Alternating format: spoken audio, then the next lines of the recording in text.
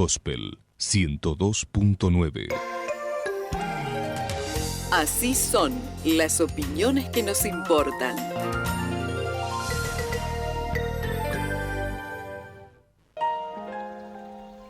Antes, después, eternamente, hay un lugar que nos permitirá encontrarnos.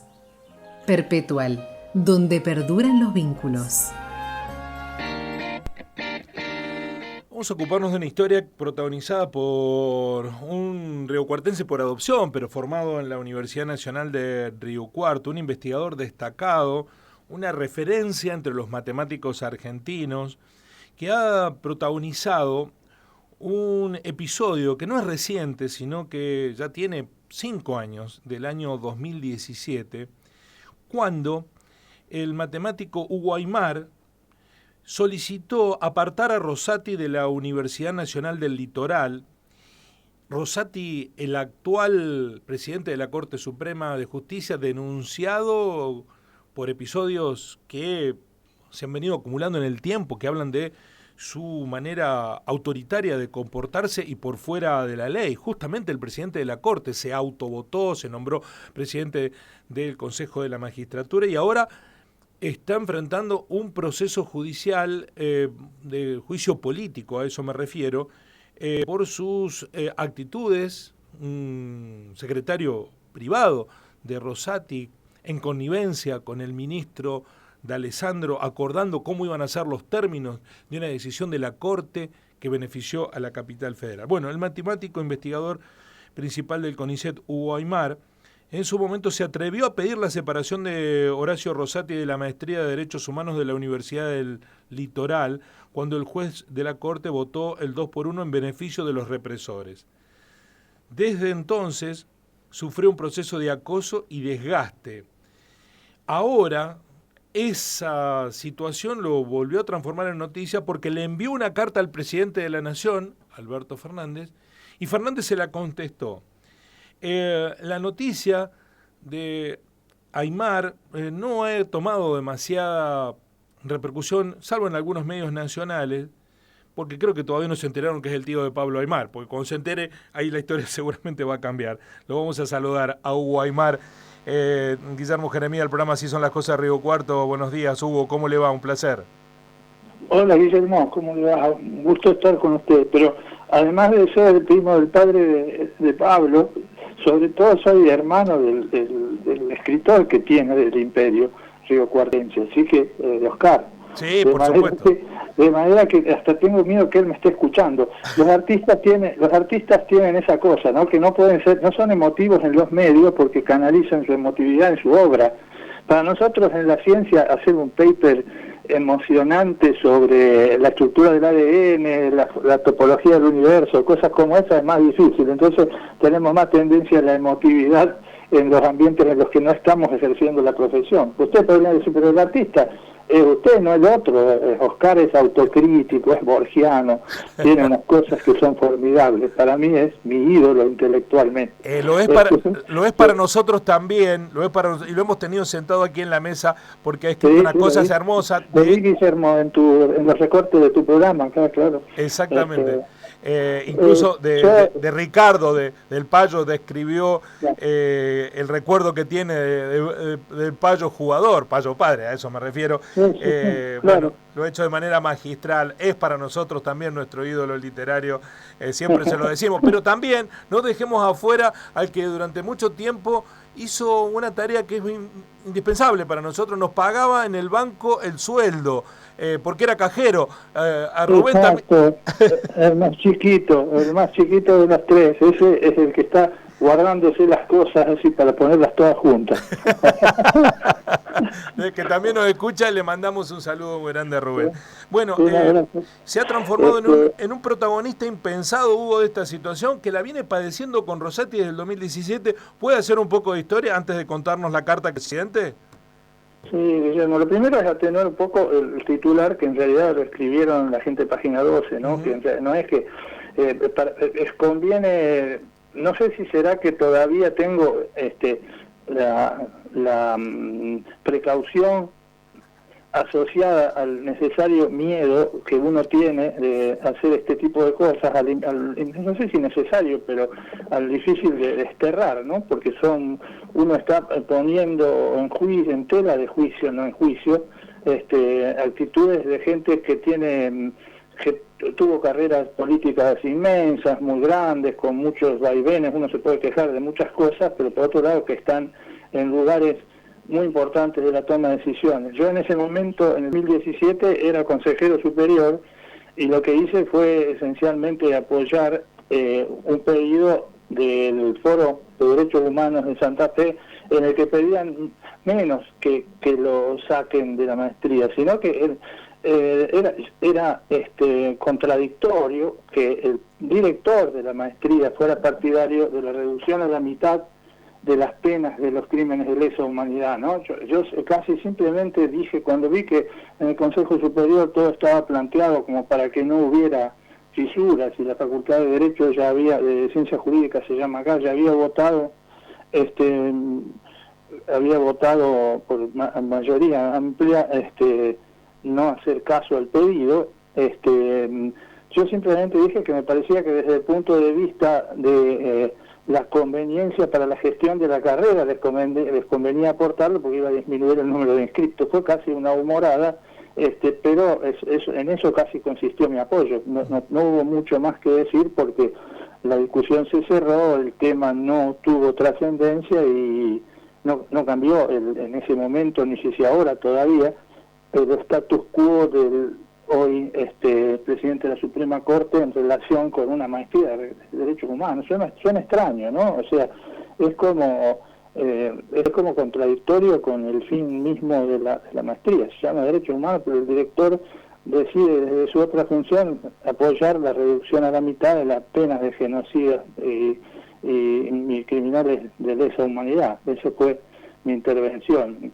Pero en realidad, para decirlo un poco más en perspectiva, yo había mostrado, a ver, ¿cómo decirlo? Cuando yo entré al Consejo Superior, eso era, entré como suplente en los años 2012 y 2013, uno tiene que acordarse de qué pasó con la textura política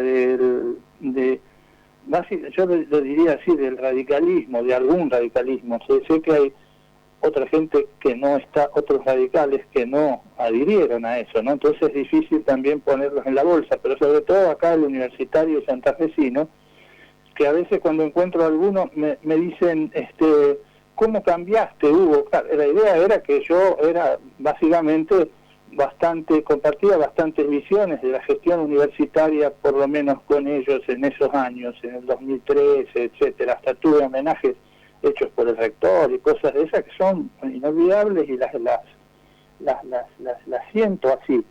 Pero en realidad me dicen, ¿cómo cambiaste? Yo digo, muchachos, lo que cambiaron son ustedes. O sea, encima se pusieron hasta el nombre, se fueron a un espacio que se llama cambiaron los radicales, dejaron de ser el partido que era y se convirtieron en algo de derecha que está usando mecanismos ahora en la justicia que son espantosos, ¿no es cierto? O sea, y por eso me pareció en ese momento recordar mi propio estado, mi propio infarto del año pasado, mi propia situación, y verlo como una especie de regalo, no de Reyes, sino de primero de año, escuchar a primera hora, el presidente tomó la decisión antes de viajar a Brasil, por el día de la asunción de Lula, de enjuiciar. Esto, ¿cómo hago a decirlo? Y escribí, uno se pone a escribir ahí un poco, y dice lo que más o menos piensa, que es la carta que le mandé, que pensé que no iba a pasar de eso, lo mandé a los mails de Casa de Gobierno, etcétera, pero sobre todo lo mandé a los grupos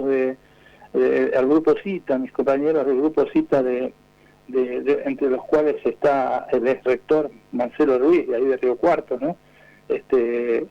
Que ustedes lo conocen mucho, y bueno, en ese momento la reacción fue que ellos se le hicieron llegar al ministro de Ciencia y Tecnología, y el ministro Filmus se lo hizo leer al presidente y consiguió ahí la lectura y el apoyo. A mí me resultó la respuesta que así de una especie de una ternura como lo puse ayer, notable, y además con muchos otros aspectos, ¿no?, que me parece que tienen que ver con la lucha que tiene que dar. Hugo, ¿usted padeció circunstancias posteriores a su posicionamiento en contra de Rosati en la Universidad del Litoral? ¿Después sufrió persecución?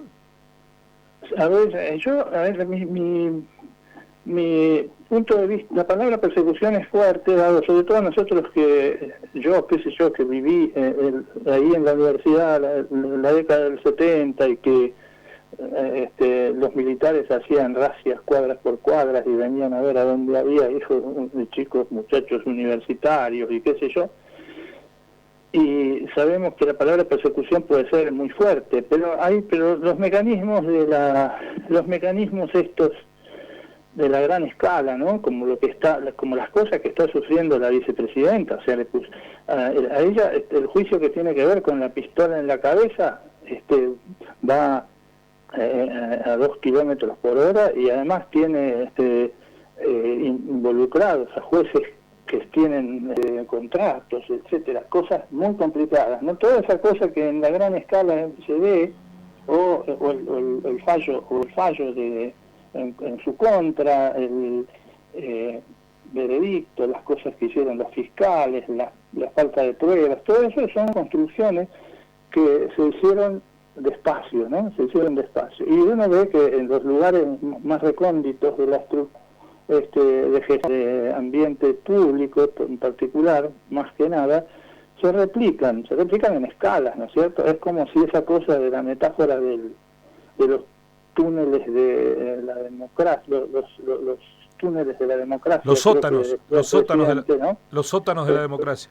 Los sótanos, exacto. Sí, los sótanos de la democracia están además súper conectados unos con otros y, qué sé yo, tienen más kilómetros que la red de subterráneos de Seúl. Pues, es muy complejo la textura de eso y se replican las estructuras más básicas. O sea, ¿qué puedo decir? Que en realidad empezó con un proceso de marginación, ¿no es cierto? Una marginación que al principio la sentí, después me di cuenta que era mayor que individual, pero es empezar, o sea, uno es profesor titular de la universidad e investigador superior de CONICET y ocurren hechos, cuestiones cotidianas que tienen que ver con el funcionamiento, ¿no es cierto?, con de todo, de la estructura, el funcionamiento de las carreras, creación de carreras, acreditación frente a la CONEAU, todas esas cosas fueron, a pesar de que soy en Santa Fe el que más tesis dirigió, el que más cursos de posgrado dio, fui absolutamente bypaseado en todo el proceso de acreditación. No eran momentos, cuando se gestaba esto, eran momentos de trabajo virtual, porque estábamos todavía en las consecuencias más fuertes de COVID-19, y todo eso hizo que el trato se volviera muy, muy difícil, inclusive en las épocas que hubo presencialidad. En el trabajo no hubo nunca reuniones a las que yo haya sido citado. Uno se empieza a dar cuenta de que dice, bueno, lo pueden hacer, seguro, son gente capaz, uno de eso no se queja, pero cuando uno empieza a mirar a su entorno y se da cuenta que su propio grupo pequeño de jóvenes investigadores que uno tiene llegan a perder su cargo porque no le avisan que se lo llamaron a concurso o que no haya nunca ninguno del grupo mío que es convocado para tener una ayudantía. Todos son financiados por el CONICET de mi grupo, no hay nadie en la universidad, y eso no pasa con los otros grupos de investigación. Todos los grupos tienen 9 o 10 personas, profesor, de las cuales cuando uno mira estadísticamente eso es insostenible. Sí. Entonces, ¿y usted ve, profesor, la mano de Rosati ahí? No, a ver, mi asociación yo no, es muy fuerte suponer que una cosa así, que alguien de esa escala tenga tiempo para ese tipo de cosas. No, es la manera en que a ver, cuando uno se lo plantea dice, no, es todavía peor, no sé si me explico. Sí, es el sistema, es el sistema en que se gobierna con, algunos son, la expresión puede ser agraviante, pero algunos son idiotas útiles, ni siquiera saben que están ayudando a una estrategia de mayor escala. No sé si me explico. O sea, cuando una universidad, como su nombre lo indica, debería tener también cierta universalidad en las posiciones ideológicas. Cuando una universidad empieza a tener un solo color, una sola textura política, y se pone peligroso. Todo sale con una armonía de director de orquesta que no tiene ni siquiera que organizar, no es que todos tienen que actuar con el mismo modo de conciencia sobre cuál es la estructura global de lo que están haciendo. Yo no creo que haya tenido nada que ver, más aún. Probablemente ni siquiera se haya enterado de mi posición y de esas cosas. O sea, realmente, por decirlo de alguna manera, el ambiente académico no somos nada a ese nivel, ¿no? Me parece, lo veo así. Lo que sí veo es que lo que yo hice en ese momento, en el 2015, de decir que me parecía mal, el 10 de diciembre del 2015, que fue un jueves, el día de la asunción de Macri como presidente, hubo reunión del Consejo Superior, y mientras ahí eso era 2 años antes de lo de Rosati, ¿no?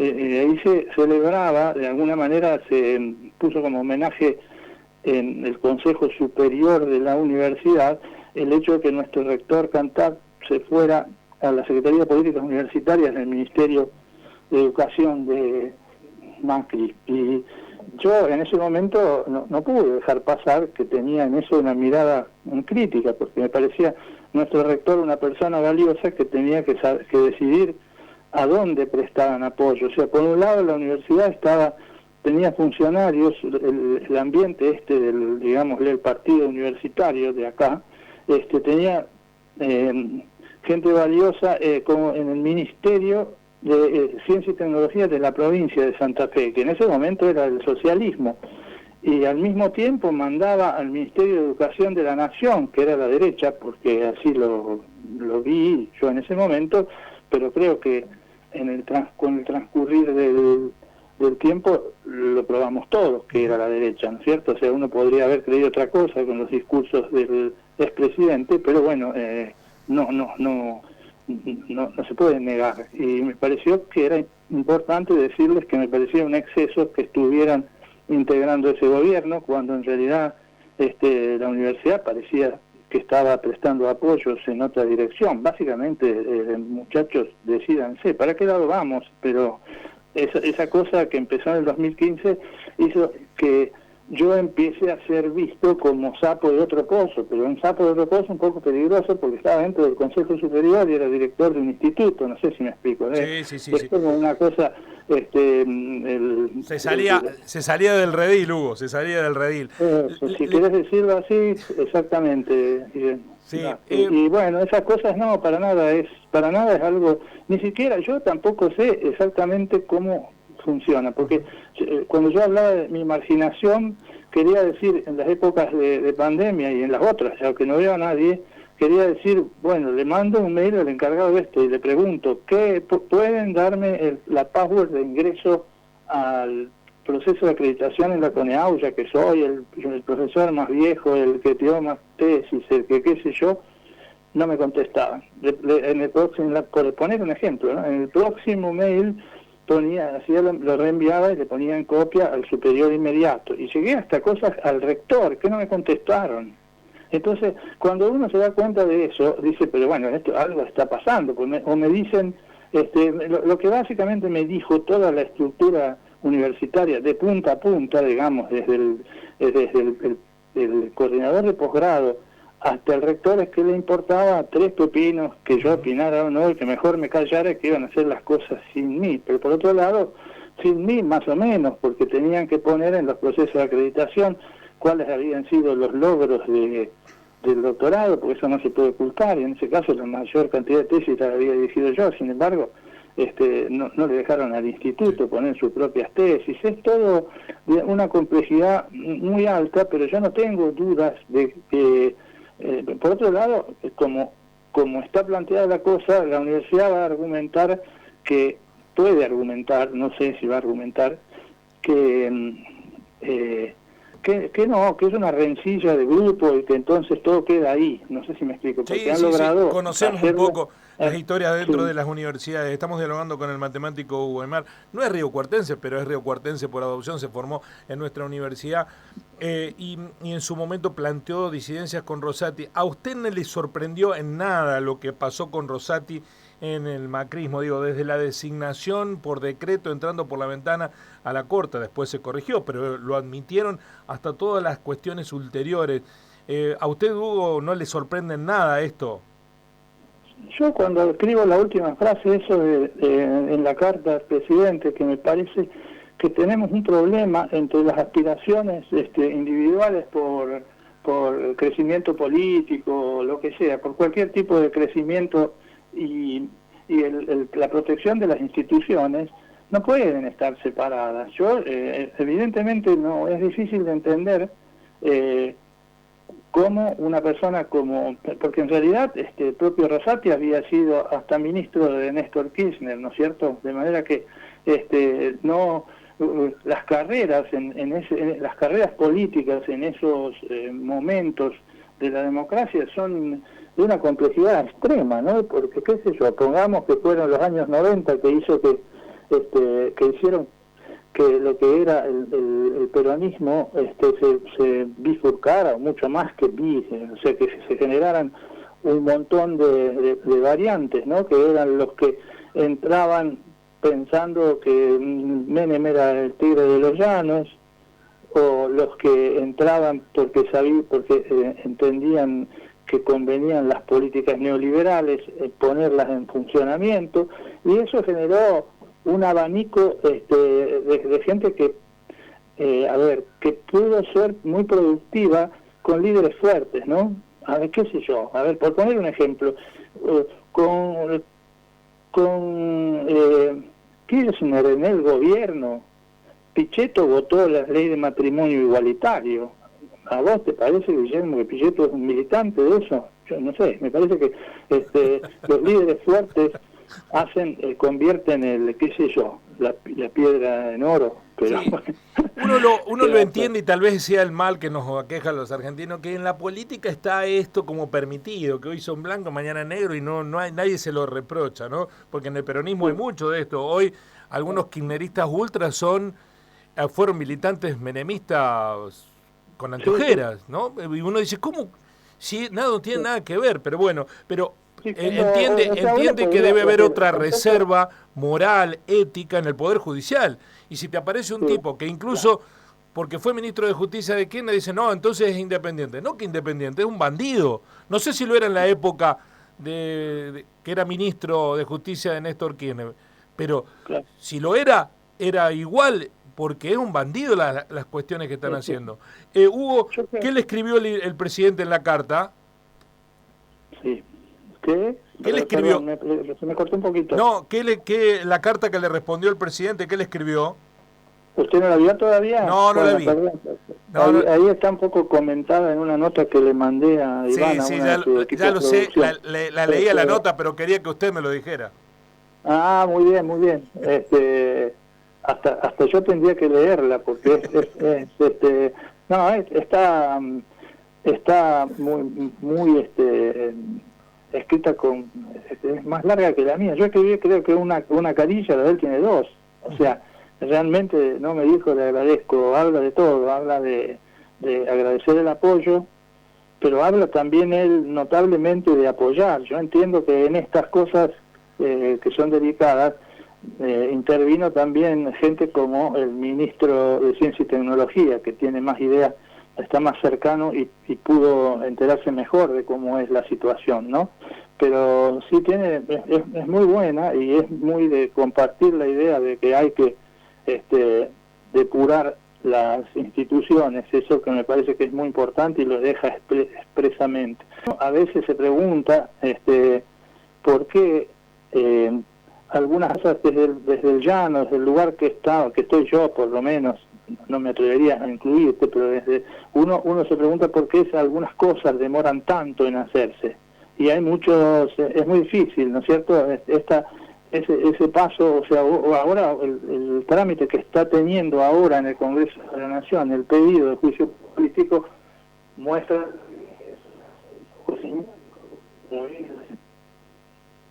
Ay, se perdió, qué lástima. ¿Nos escucha bien, Hugo? Porque se perdió un poquito la señal. ¿Nos está escuchando? Sí, ahora sí. Bueno, se perfecto. un poquito. Se perdió un poquito, pero que un presidente le diga a usted, puede contar conmigo en su lucha para asegurar la defensa de sus derechos, no es poca cosa, Hugo. No, no tuve ningún momento, en el momento de la redacción y después, la perspectiva, la sospecha, la creencia que eso iba a ocurrir, o sea, es muy muy fuerte, realmente no tiene nombre. Yo ya se lo mandé a mi hija y le dije, guardalo esto para que diga tu viejo, a tu viejo le contestó el presidente, es como lo de antes era el séptimo hijo varón, ahora es la séptima o séptimo o séptime es un padrinazgo, ¿no es cierto? Sí, fuerte, ojalá Hugo, que ese compromiso suyo, ojalá ese compromiso suyo sirva para sumar voluntades. Bueno, ayer escuchaba que la CGT, si se bloquea la posibilidad de avanzar con el juicio político, podría movilizarse. Digo, si la CGT se moviliza por una causa que no sea salarial solamente, me parece una muy buena señal, porque están en la médula de lo que nos está ocurriendo, el problema judicial. Bueno, totalmente, ¿y qué conexión para que no finalizar? sea económico, que no sea reducción de impuestos o aumento de salarios, hace que hace otras cosas que van juntas, que uno tiene que pensar que en los sistemas democráticos el bienestar tiene que ser en todos los aspectos, porque si no, no funciona una cosa sola. Hugo, ¿qué relación tiene con Río Cuarto? ¿Viene seguido, por supuesto, con su familia? ¿Está en permanente conexión? Dirigí tesistas de ahí, que uno de ellos volvió, que está trabajando en la facultad, estoy muy cerca, como le dije, de Marcelo Ruiz, dirigimos un becario con gente conjunta, sí, tenemos Río Cuarto, por suerte los escuché que dice que está lloviendo, sí, y probablemente llovió toda la noche, que no le tengan que cambiar el nombre por Villa Heroica del Desierto en vez de Río Cuarto, porque no había casi agua, me decía Oscar. No, muy poquita agua, un hilito de agua, pero ahora ha llovido un poquito, vamos a ver qué pasa, pero está la lluvia dándonos un poquito de tregua. ¿Y con Pablo tiene relación? ¿Saca chapa? ¿Es mi sobrino? ¿Qué? Todo el tiempo. Ayer me llamaron de alguna radio de Rosario por el tema y me dicen, hola Aymar, le digo, no, Scaloni, los chicos juegan con mi teléfono. Qué lindo. Bueno, cuando descubran que el tío matemático de Pablo Aymar es el que ha protagonizado este episodio, yo creo que van a cobrar otra dimensión, que no la necesita porque el mérito es suyo plenamente, pero bueno. A Pablito lo fuimos a ver con mi hija cuando ella vivía con su mamá en Zaragoza, ahora está de nuevo en la Argentina, mi hija. Lo fuimos a ver cuando él jugó allá en el Zaragoza, lo fuimos a ver a la cancha, el Pablito. Qué jugador era, ¿no? Qué tremendo jugador. Además, bueno, uno lo puede mirar sin apellido y dice quién es este vago cuando está esos compilados que hay de sus arranques, es difícil, uno ahí entiende. Y yo veo ahí una...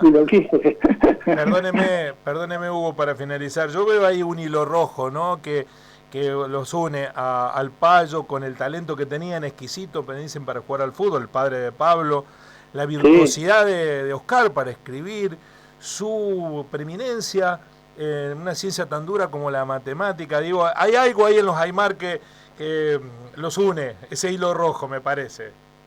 Sí, pongamos que es cultural, es mejor, ¿no? Porque esas cosas, pensar que tienen algo que ver con el ADN siempre dan un poco de miedo. Tiene que ver con nuestros viejos luchadores, gente. Un antecedente poco conocido de nuestra familia es que Domingo Escarafía era hermano de mi abuela, o sea, ancestro de Pablo, de Oscar. y de algunos otros más mediocres como yo, fue el profesor de música de Fito Páez en Rosario, mirá. Mirá vos, mirá qué pedazo de anécdota nos ha regalado Hugo en el final. Que algo ha hecho Fito, ¿no? Claro, le pueden decir, eso da para una nota que puede escribir, Pablito y Fito. Es para Oscar esa nota, es para que la haga Oscar. Ahí tiene que estar. Se lo vamos a pedir a Oscar. Gracias, Hugo, muchas gracias, y valoramos mucho su compromiso con una cuestión que me parece que es anterior a lo que ahora conocemos de Rosati.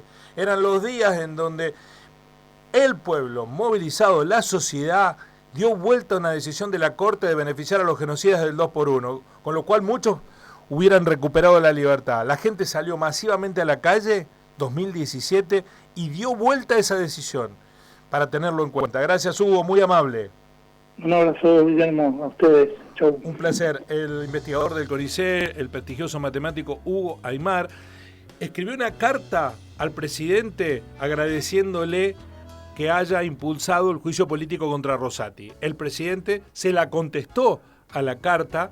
Es un matemático formado en nuestra universidad, hermano del escritor Oscar y del bancario Rubén Aymar, tío de Pablo, primo, sí, tío segundo vendría a ser, o es primo del Payo, exactamente, primo hermano del Payo, con lo cual ahí le decimos generalmente tío a quienes son primos hermanos de nuestros padres. Bueno, Hugo Aymar, en la mañana así son las cosas. Así son las cosas y por algo será. Aquí te contamos toda la verdad. Así son las cosas.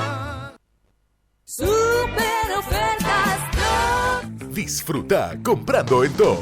Ofertas válidas hasta el 15 de enero. El 15 de enero.